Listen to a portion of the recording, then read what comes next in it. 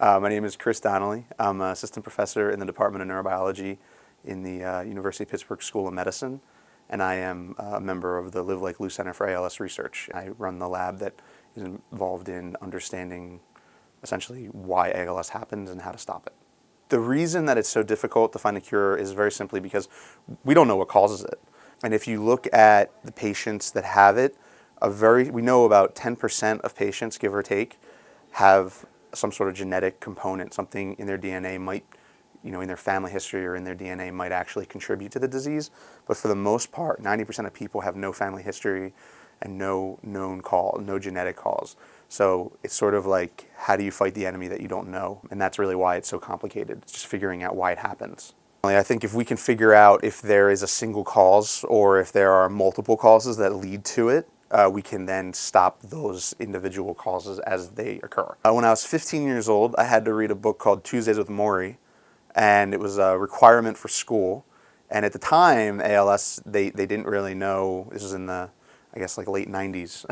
And they didn't know really much about it at that point. And so it really scared me. I didn't have anyone affected, fortunately, in my family, but reading that book really struck a chord with me. And so when I decided that after college and I wanted to pursue research, that was sort of the field I decided to move into. The methods that we're using are sort of cutting edge.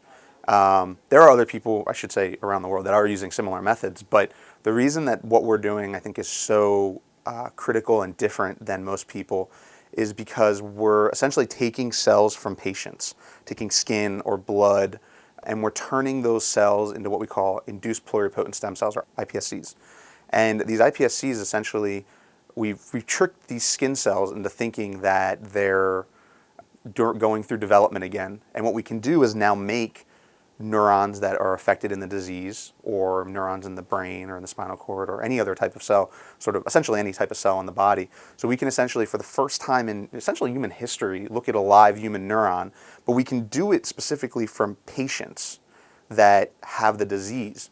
So by going, if we don't know the cause of the disease, but now we can actually look, and so how do we look for anything? How do we study it? But if we can take cells from patients that have the disease and turn them into the affected cell type, now we're able to actually study what's going on in patient cells that have the disease and potentially stop it. One of the things I think that you'll see that is probably the most kind of impressive is our microscope systems. A lot of the stuff we do, we actually look at these neurons that are affected from patients, and we look at what's going on in a cell and what processes we think are involved in the cell that might be perturbed, if you will. And we can actually watch these going on in a live cell over time and make movies. And but the beauty of that is all the analysis that we do for it is automated. So instead of someone sitting here for 12, 14 hours taking pictures, they can set it overnight, come in the next morning, it's all done. And even furthermore, once you tell the computer what you want it to do, the computer will do it, run through, and then email you the results. And then that saves hours, days of people's lives that they can be spent doing more important things that we don't have robots to do. My goal right now is, I think there's two. One, because we are far away from curing ALS, and I'll be honest about that. But we do know a lot about genetics, the subtypes of ALS that have a known genetic cause, where there's maybe a mutation that causes the disease.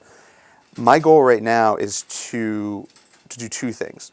One, we want to use what we know about the genetic types of ALS to figure out what's going on in these cells and figuring out ways to stop it. So maybe there's a therapy that already exists out there that would be applicable to ALS. So maybe there's something that is being used for cancer or some other neurodegenerative disease or MS that might actually help us in ALS. And by using the genetic types of ALS, we might be able to find those. The second thing is developing a better model. One problem we have in ALS, as I mentioned, is that we really don't know the enemy very well. We do know what we see in patients, though. And so one of the other things we're trying to do here is model what we see in patients much better in a way that is more relevant than what exists already. And so we've come up with a few ways of doing that, using stem cells as one of them. And I think by doing that, what we can essentially do is prevent what we see in patients from occurring.